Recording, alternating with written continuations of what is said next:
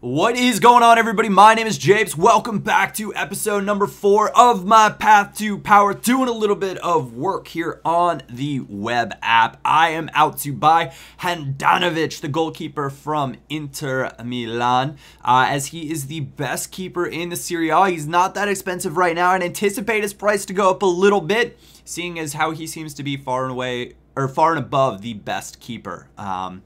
And the Serie A in general, they don't really have high-rated cards this year, so I'm not sure exactly how much some of their prices will go up compared to previous years, but undoubtedly the highest-rated players at their position in each of the big leagues tend to have a price increase once the actual game drops. So I think this is a pretty darn decent investment myself. And the time will eventually tick down on this, and eventually I'm going to manage to pick them up. So our Serie A side has essentially come together, and we now have all of our starting 11 except for a left midfielder.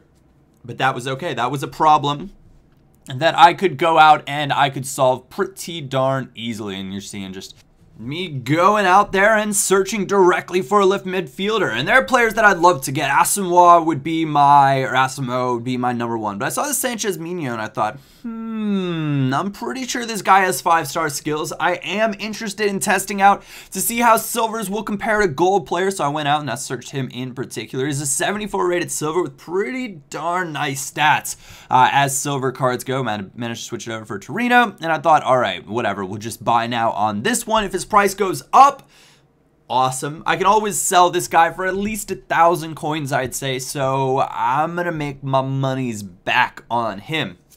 And on we went, back into Division 10, and I'm going to talk to you guys about something that I think EA really screwed up on this year. And like, for me, they really screwed up on it. And that is, they took out the latency bar. And what the latency bar is it lets you know if you were, or what the connection was like for the match that you were about to enter into. Previously, I would play only matches that had essentially a green latency, sometimes the yellow or the orange, whatever color it is. I am colorblind, for those of you guys that didn't know. That's why I always wear bright colored kits. But I would only mainly play the green ones. And if it was red, I'd be like, danger, not going to do that. There is no way, shape, or form you can convince me that this would be a good idea. As you can see on the screen now, latency nowhere. And this guy was unbelievable. This game was so laggy and so frustrating, and you guys, I'm sure, understand. You got those precious 6 hours of early access. You don't want to spend it doubling your playtime in an extremely laggy match. Now, this guy was actually a pretty darn good player, and his center back pairing was quite nice as well. And it was one of those games, though, where I felt I could have got a lot more out of it if it wasn't just so freaking lag. And you can even see the bar at the bottom left is skipping there. And look at this. Like, this is not the video messing up. This is just the lag that is default in the game. And this is when it was decent. It only got worse as the game progressed. And just having to play with something like this is just miserable.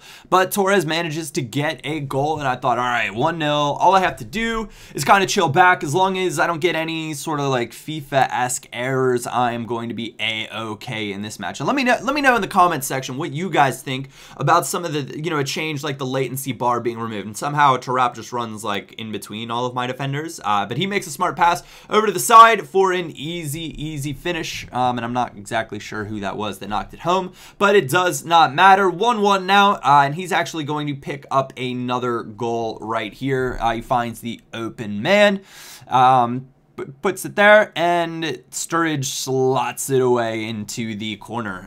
But playing on a lag like that, you can like hardly even react. And you saw it on the goal that I scored as well, where I stepped inside really easily. And it's one of those you guess, and if you guess right, you just blow by, and that's sort of lag. So let me know what you guys think in the comment section down below. But we've lost our first match, which is a bit of a bummer. And I have to say, like, Palladino in that match was nothing special, and neither was my silver outside midfielder. So I went out and I picked up Bonaventure from AC Milan, picked up Manolis to add a little bit of depth at center back, and I went out and I decided to pick up the rat tail himself, Mr. Palacio. And for a non-rare, he might as well just be the best non-rare striker maybe in the game this year. He's got really nice stats, and he performs really quite well for the team. So rather than going with the exact same lineup.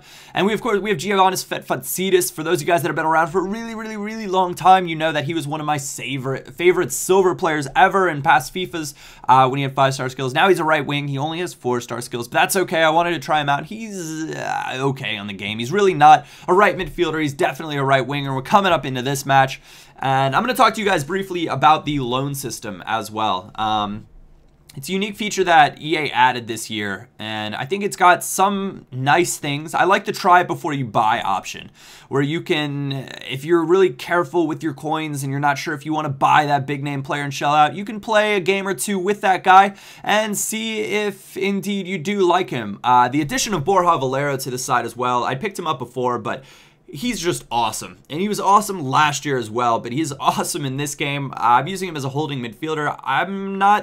I'm even debating on moving him up to an attacking midfielder because, geez, he's just so darn good. He always pops up in good places for me. His passing's on point. You can see he manages to nick it away right there and creates a counterattack for us. But the loan system, the try before you buy, is really cool. Now, I would be cautious for those of you guys that are thinking, hey, I'm going to just loan my old team, play seasons, and, you know, progress from there. Well, eventually you're going to run out of EA Sports Football Club points, and you're not going to be able to loan any more players. And if your team doesn't stack up to the other teams in that division at that point, you're going to be kind of screwed. You're going to be in for a world of hurt. So when considering playing divisions and trying players out and loaning and that sort of stuff, just be conscious that as you go up in divisions, you're going to come up against better teams. Now, that's not to say don't use a lone player for the end of a division to get that coin boost, or for a tournament to get that, you know, the coin boost or the pack or whatever they're giving out at the end of it. I think that's the appropriate time where a lone player could work out really nicely. But also the try before you buy. That's my 2 cents on those things. I, however, will not be loaning players more than likely for Path to Power, unless you guys really want to see that, in which case let me know in the comment section down below. Really fortunate Matias Fernandez finds his way through, and I think that was Torres that managed to knock that home right there. We're gonna see the previews a little bit blurry for me.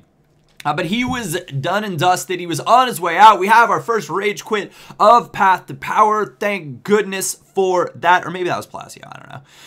But anyways, guys, thank you all so much for tuning into this episode. I released a video earlier today with a few trading tips that I think will help you guys out as the games drop throughout this week, so be sure to check that out. There will be a link to that video in the description and at the end of this video. Other than that, thank you all for watching. My name is Japes, and I will catch you all next time.